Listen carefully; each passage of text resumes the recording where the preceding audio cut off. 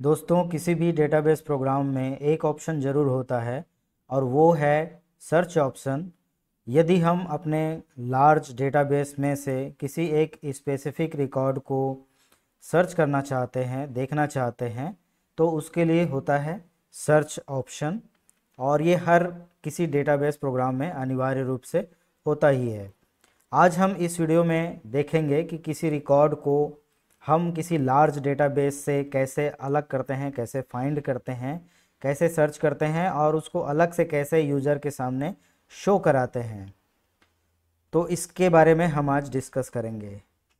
नमस्कार दोस्तों, मैं वीरेंद्र भानु, जो कि एक VBA और विजुअल बेसिक का प्रोग्रामर हूं।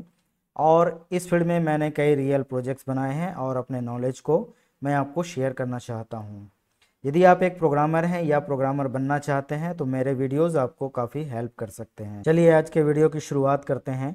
ये हमारा यूज़र फॉर्म है। इस यूज़र फॉर्म में एम्प्लॉय के जो रिकॉर्ड्स हैं उन रिकॉर्ड्स को शो किया जाता है। पिछले वीडियोस में मैंने इसके बारे में डिस्कस किया हुआ है। यदि आपने वो वीडियो नहीं देखा तो डिस्क्रिप्शन बॉक्स में उनका लिंक आपको मिल जाएगा, आप उन वीडियोस को देख सकते हैं। पिछले वीडियोस में मैंने डिस्कस किया था कि कैसे हम अपने रिकॉर्ड्स को ये कॉम्बो बॉक्स में शो कराते हैं, उसके दो फील्ड को। और यहाँ से जब हम कॉम्बो बॉक्स से किसी एक रिकॉर्ड को सेलेक्ट करते हैं तो सेलेक्टेड रिकॉर्ड के बाकी के जो फील्ड्स हैं वो हमारे टेक्स्ट बॉक्स और ये इमेज बॉक्स में कैसे शो होते हैं। उसके अलावा मैंने नेविगेशन बटन्स भी आपको बताए हैं। नेक्स्ट रिकॉर्ड में जाने के लिए, प्रीवियस रिकॉर्ड में जाने के लिए, फर्स्ट रिकॉर्ड में जाने के लिए और लास्ट रिकॉर्ड में जाने के लिए। तो इतना प्रोग्रामिंग हमने कर लिया है। आज मैं आपको जो सर्च वाला ऑप्शन है वो डिस्कस करूँगा। तो उसके लिए कुछ डिज़ाइन की ज़रूरत पड़ेगी, वो मैंने ऑलरेडी कर ली है समय बचाने के लिए।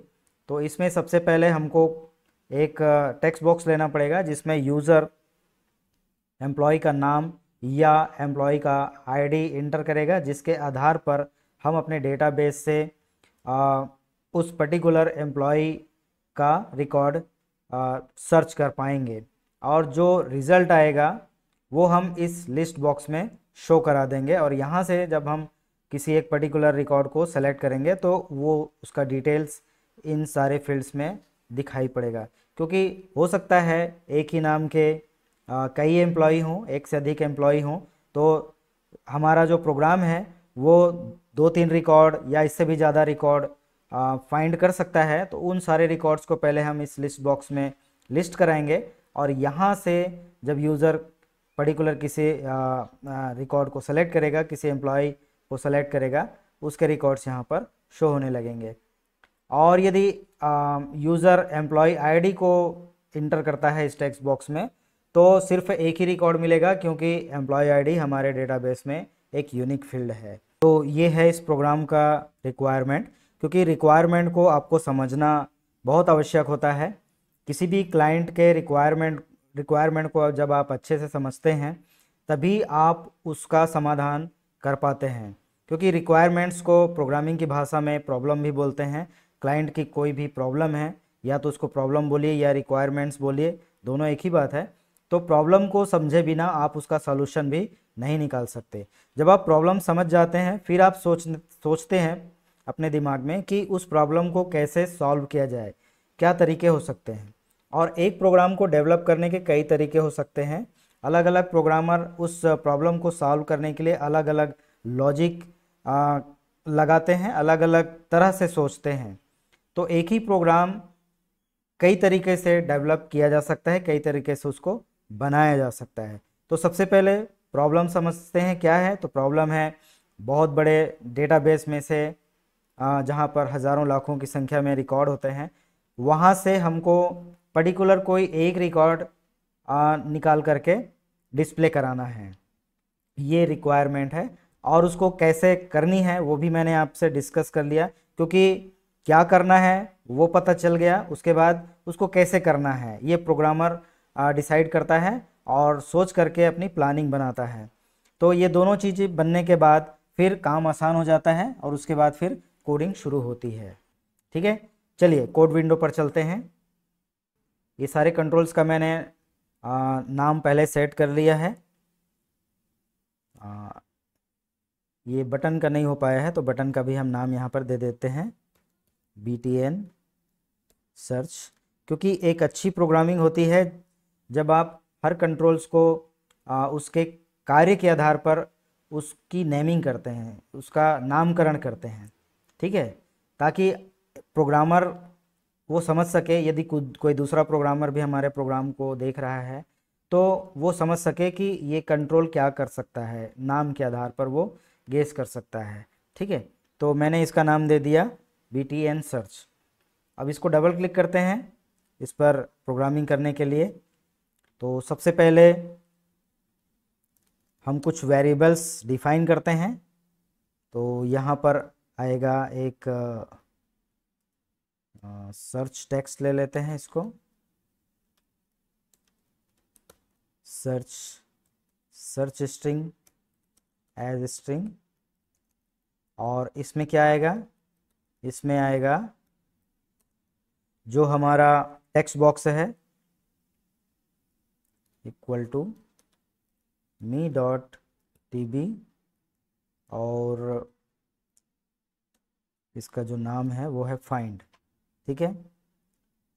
जो ये वाला हमारा टेक्स्ट बॉक्स है जहाँ पर यूज़र नाम या एम्प्लॉय आईडी इंटर करेगा, तो इसका नाम है tb फाइंड।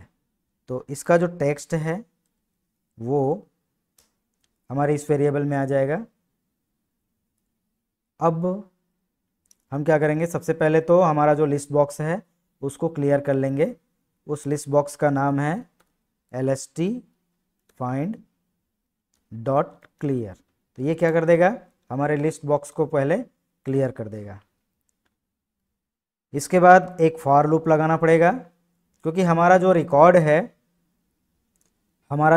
है जब ये यूज़र फॉर्म लोड होता है तो हमारा जो एम्प्लॉय नेम और एम्प्लॉय आईडी, ये जो दो फील्ड्स हैं वो हमारे कॉम्बो बॉक्स में लोड हो जाते हैं। ये देखिए, ये डेटाबेस है, हमारा वर्कशीट पे हमारा डेटाबेस है। तो ये जो दो फील्ड हैं एम्प्लॉय आईडी और एम्प्लॉय नेम, ये हमारे कॉम्बो बॉक्स में, इस कॉम्बो बॉक्स में लोड हो जाते हैं, जहाँ से यूज़र सेलेक्ट करके उनके सारे डिटेल्स देख सकता है। तो हमारा जो सर्च ऑप्शन होगा वो इसी कॉम्बो बॉक्स के आधार पर होगा। इस कॉम्बो बॉक्स में जितने रिकॉर्ड्स होंगे उन्हीं में हम फाइंड करेंगे क्या, यहाँ पर जो भी एम्प्लॉय नेम या एम्प्लॉय आईडी दिया जा रहा है यूज़र के द्वारा। तो हमारा जो बेस है वो है हमारा कॉम्बो बॉक्स।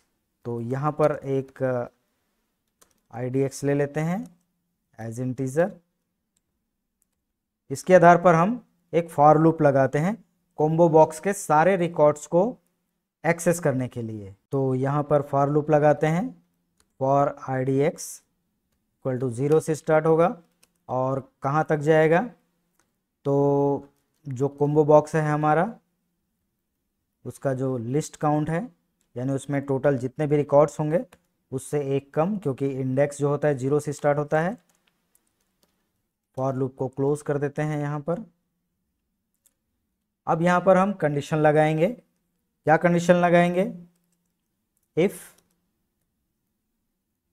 एक फंक्शन होता है instr जो क्या करता है, किसी भी स्ट्रिंग को किसी दूसरे स्ट्रिंग में सर्च करता है। यदि जो स्ट्रिंग हम खोजना चाहते हैं वो स्ट्रिंग दूसरे स्ट्रिंग पर अवेलेबल है तो उसका जो पोजीशन है उसको रिटर्न करता है। उसके जितने कैरेक्टर्स हैं उस स्ट्रिंग में उसको, उसका एक नंबरिंग होता है। तो जिस नंबर से वो स्टार्ट हो रहा है हमारा स्ट्रिंग जिसको हम खोज रहे हैं, तो वो जिस पोजीशन पर होगा, पहले पर होगा तो 1 रिटर्न करेगा, 10वें पर होगा तो 10 रिटर्न करेगा, तो वो चीज़ रिटर्न करता है। यानी ये फंक्शन यदि 0 से ऊपर के नंबर्स रिटर्न कर रहा है, इसका मतलब कि जो खोजा जाने वाला स्ट्रिंग है वो अवेलेबल है दूसरे स्ट्रिंग में। और यदि ये फंक्शन 0 रिटर्न करता है, इसका मतलब ये होता है कि वो जो सर्च स्ट्रिंग है वो किसी दूसरे स्ट्रिंग पर जिस पर हम खोज रहे हैं उस पर अवेलेबल नहीं है। तो यहाँ पर हम इस फंक्शन में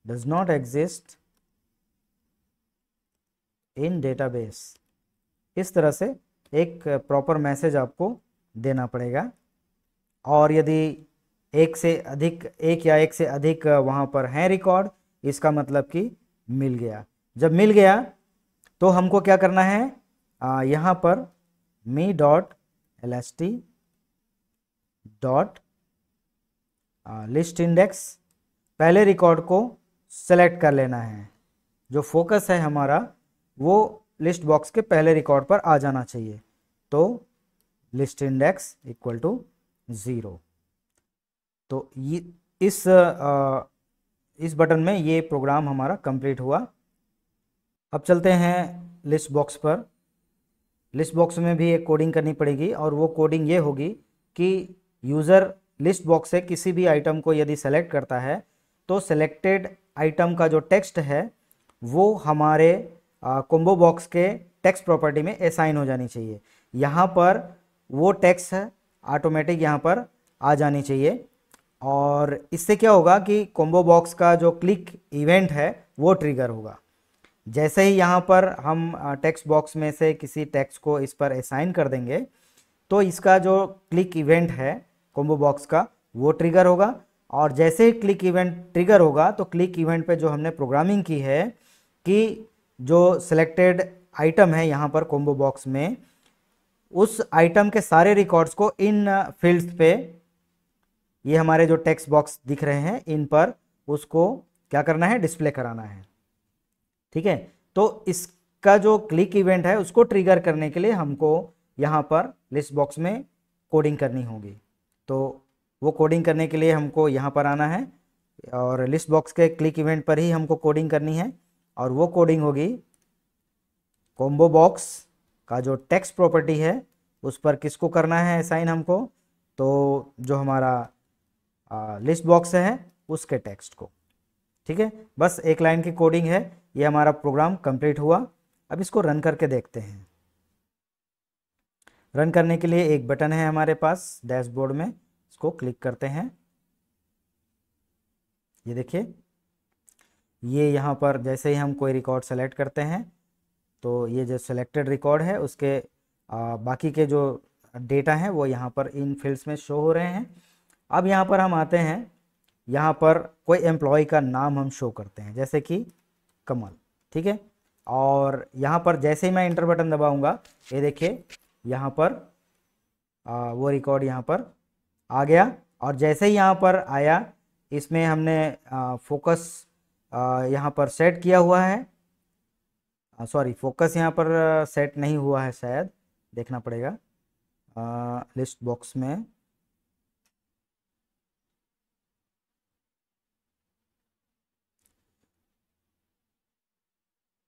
सर्च ऑप्शन यहाँ पर, जी हाँ, यहाँ पर फोकस सेट हो गया है।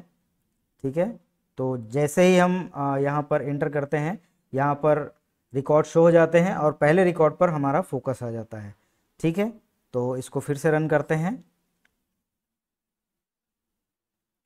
और यहाँ पर सपोज़ मैं नाम लिखता हूँ विजय, एक एम्प्लॉय का नाम है, और इंटर बटन दबाता हूँ। यहाँ पर देखिए विजय नाम से 3 एम्प्लॉय हैं और तीनों एम्प्लॉय यहाँ पर शो हो रहे हैं।